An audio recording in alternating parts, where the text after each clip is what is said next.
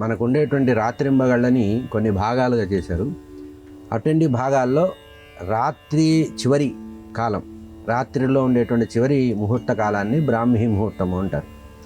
అంటే రాత్రి తొలగిపోయి ఉదయానికి రావడానికి తెరదీసేటువంటి సమయంగా ఈ ముహూర్తం దాటిన తర్వాత వచ్చేటువంటి ముహూర్తాన్ని రౌద్రీ ముహూర్తం అంటారు.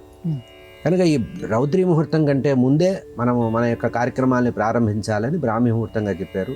జ్యోతిషశాస్త్రంలో కానీ ధర్మశాస్త్రంలో చెప్పినటువంటి మాటలు రెండు సమన్వయం చేసుకున్నట్లయితే బ్రాహ్మీ ముహూర్తం అంటే అర్థం ఏంటంటే సూర్యోదయానికి 96 నిమిషాల ముందు సమయాన్ని బ్రాహ్మీ ముహూర్తం అంటారు. అంటే గంటన్నర అనుకుందాం, గంటన్నర మీద 6 నిమిషాలు.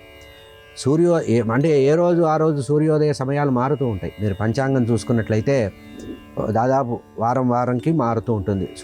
సూర్యాస్తమయ మారుతూ ఉంటాయి. సూర్యాస్తమయం సంధ్యా సమయానికి లెక్కేసుకుంటారు.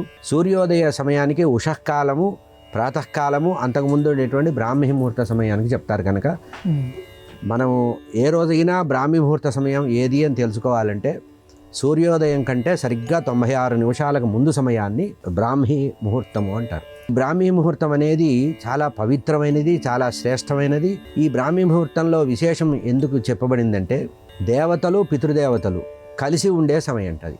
మధ్యాహ్నం 12 గంటల సమయంలో పితృ సమయం అంటాం. అంటే పితృదేవతలకి పిండ ప్రదానం చేసే సమయంలో అపరాహ్న కాలం అంటారు కదా. కానీ విశేషం ఏంటంటే రోజు మొత్తంలో అటు దేవతలు ఇటు పితృదేవతలు ఇద్దరూ కలిసి ఒకే చోట కూర్చొని ఉండేటువంటి సమయం బ్రాహ్మీ ముహూర్తంగా ఉంది. కనుక ఆ బ్రాహ్మీ ముహూర్తంలో ఇటు ఎవరైతే మేలుకొని ఉండి నిర్మలంగా శుచిగా ఉంటారో వారికి అటు పితృదేవతలు ఇటు దేవతల యొక్క పరిపూర్ణ అనుగ్రహం ఉంటుంది.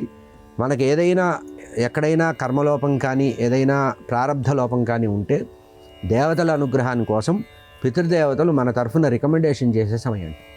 మనం కనుక అప్పుడు మెలుకుతో ఉంటే పితృదేవతలు చెప్తారట, మా వాడు పాపం ఏదో తెలియకుండా ఏదో చేశాడయ్యా, కొంచెం వాడిని అనుగ్రహించు, నా పుణ్యంలో కూడా కొంత తీసుకొని వాడిని సుఖంగా ఉంచు అని చెప్తారు. కనుక బ్రాహ్మీ ముహూర్తం చాలా విశేషమైనటువంటి ముహూర్తం.